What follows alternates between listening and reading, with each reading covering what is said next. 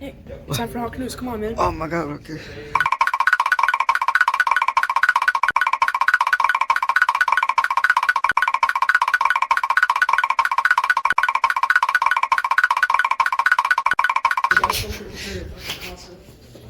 Is that class fun?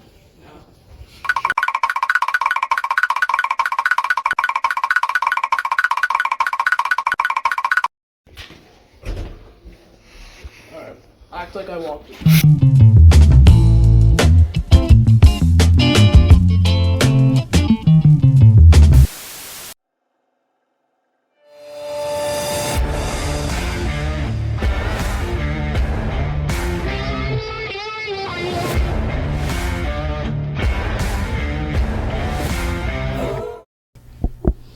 Good morning, BHS.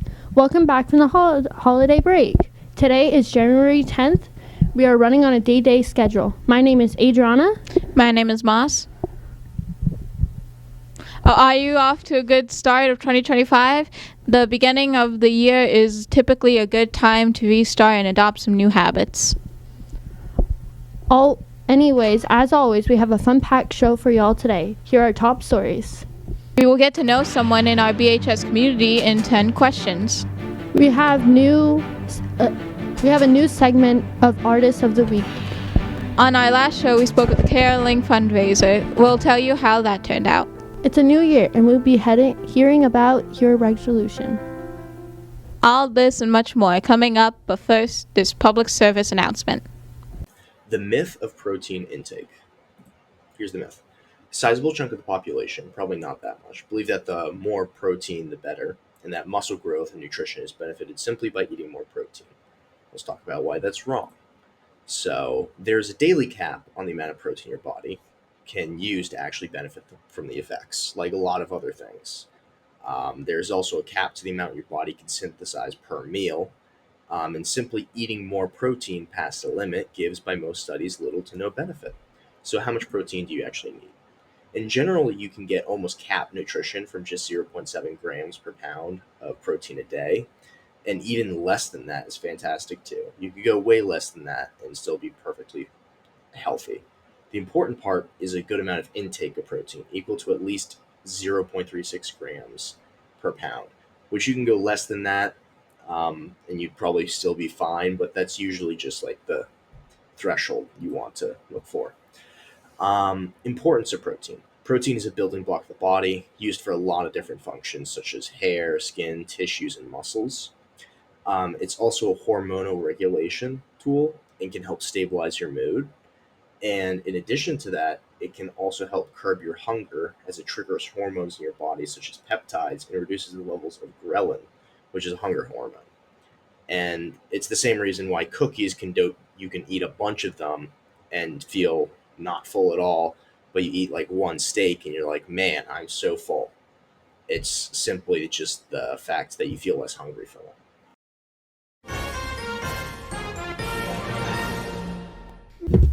Welcome back. We hope you learned something new from our public service announcement. My name is Aidan Doyle. And my name is Sora Gomes. President James Earl Carter Jr., the 39th President of the United States, passed away on December 29, 2024. He was 100 years old. President Carter was a man of character who dedicated his life to serving his country and his fellow man. Let's take a look at some of the traits that define his legacy. We're here honoring Jimmy Carter, the former president who died yesterday at his Georgia home, surrounded by his family. He'll always be the small-town man who would teach the world to remember his name. My name is Jimmy Carter, and I'm running for president. Jimmy Carter was a Georgia peanut farmer who never forgot where he came from. He was a man of the soil and of the New South who took on Washington. I say to you, quite frankly, that the time for racial discrimination is over. His road to the White House began in the small town of Plains. He graduated from the Naval Academy after running the family business, and then public service came calling. ABC now projects Carter is the winner with 272 electoral votes. And this farmer, James Earl Carter Jr., took the oath of office as Jimmy. I, Jimmy Carter, do solemnly swear that I will faithfully execute that I will faithfully execute the office of President of the United States. the office of President of the United States. He was just 56 years old when he left the White House, unsure of the future. We didn't know what we were going to do the rest of our lives, and we decided to take on projects that no one else wanted to do. But instead of avoiding the spotlight, President Carter and his wife stepped right into it in a different way. They worked with Habitat for Humanity, building homes for the poor. And through the Carter Center, they traveled the world, helping nations end disease and monitor foreign elections. His work promoting human rights won him the Nobel Peace Prize in 2002. We can choose to alleviate suffering.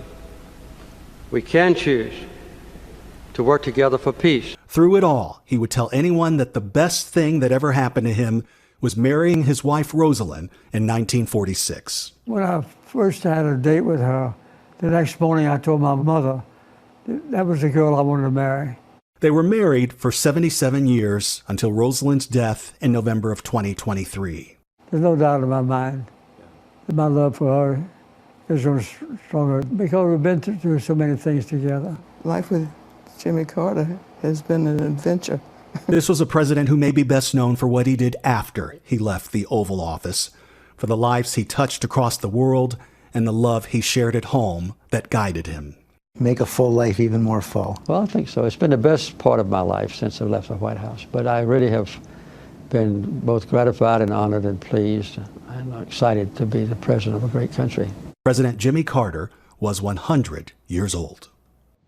We can all try to follow his example in serving others and being charitable. On our last show of Hawk News, we spoke of the caroling fundraiser that was supporting the Winter Wishes Drive. How did they do, Moss? Well, they were able to raise $180 thanks to the generous donations of parents, students, and staff. Amazingly, there is a program at JobLot that allows people to buy a coat for a veteran for $40, and JobLot then gives you a $40 gift card. They were able to buy 4 coats for veterans, and the gift cards that they received will be donated to BHS families who can use the financial support. That $180 essentially was doubled to help many people. Good work, folks. It's a new year, and with that comes our intentions to make a change. We call those resolutions. Do they last? Not always. We were able to speak with some of you to hear of what you intend to change in 2025. What is your New Year's resolution? To get skinny. My name is Liam Lopez, and my New Year's resolution is to become a better person. My New Year's resolution is to get better grades. My New Year's resolution is to watch more YouTube. Thank you. We are pleased to bring you some of Emma's photography every week. Let's see what she has in store for us this week.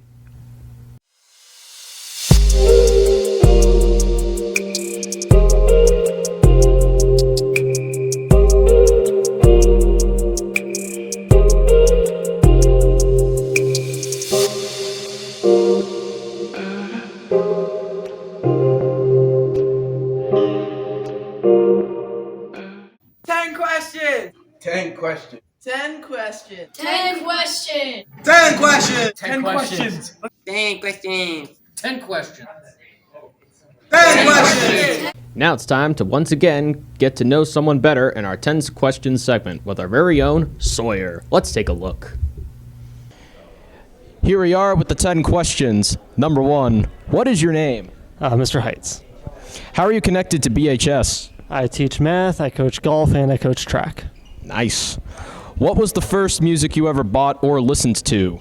Ooh, I had a cassette player of Linkin Park's Hybrid Theory. Ooh, they're number 1? It was their biggest one a long time ago, yeah. What profession would you like to attempt? Besides your own. Athlete or something connected to sports. What profession would you not like to do? Ooh, teaching elementary school. You like high school kids better? Yes. What is your favorite word? Ooh, that one's hard.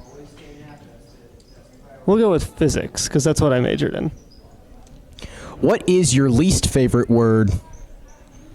Ooh. You're giving me hard ones. Moist. That's a good one. What sound or noise do you love? I mean, I'm a big fan of electric guitar, as long as it's played well. If there was a day that we would celebrate our own achievements, what achievement would you celebrate that day? Graduating college. That's a very good one, Mr. Heights. Yeah, that was a lot of hard work, a lot of lessons learned along the way. How do you hope people will remember you after you leave BHS? Well, I just hope to be remembered as kind of like a mentor that helped guide folks to maybe a better path for themselves and maybe realize some dreams that they went on to achieve. Thank you, Mr. Heights. Just to let you know, you are a mentor to me and everyone here that you have in our grade. Thank you, Sawyer. You're welcome, man. Now it's time for our Artist of the Week segment. River has the interview. Hi, today we have Nathan Parmentier. what do you have to show us today? My basket I made in Miss Benson's ceramic sculptures class.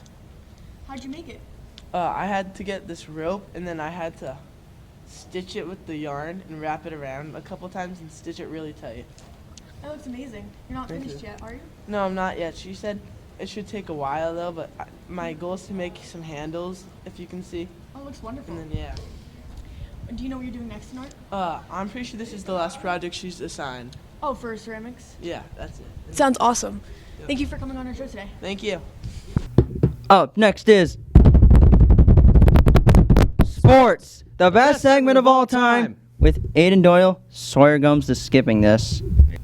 Hello, ladies and gentlemen. It's your sports boy, Aiden Doyle.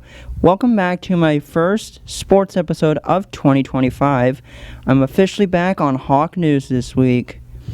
For those of you who don't know, we have some breaking news from the Patriots. They have fired head coach Gerard Mayo after one season. The season was 4-13, and he actually tried the hardest he could to coach. But after a bad season, they decided to fire him. But there's more from the Patriots. They also fired offensive coordinator Alex Van Belt. Aww. Yeah, that's sad as well. So, don't know what the NFL plans to do for the Patriots ahead of their 2025 season. And over the next several weeks on sports, I will also be talking about who will go to the Super Bowl as well. Unfortunately, there's no school sports updates this week.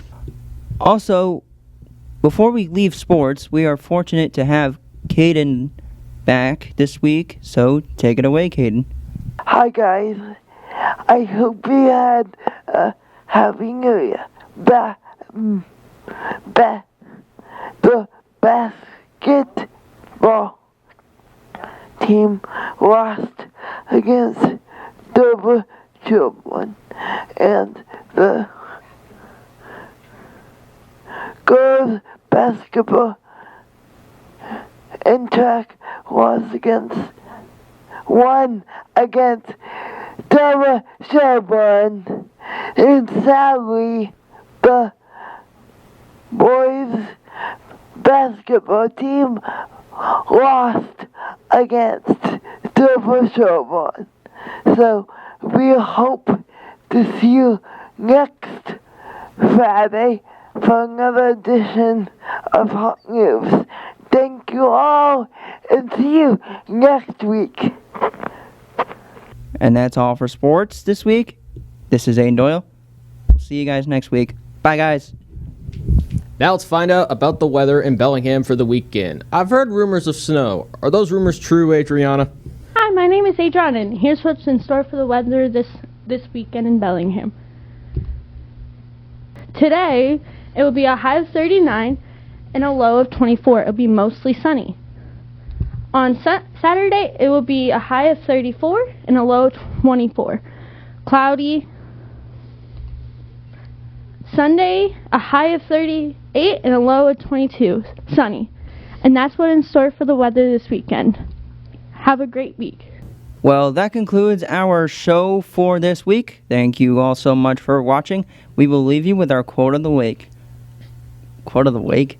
It comes to us from Benjamin Franklin. He said, "Be at war with your vices, at peace with your neighbors, and let every new year find you a better man." What is a vice?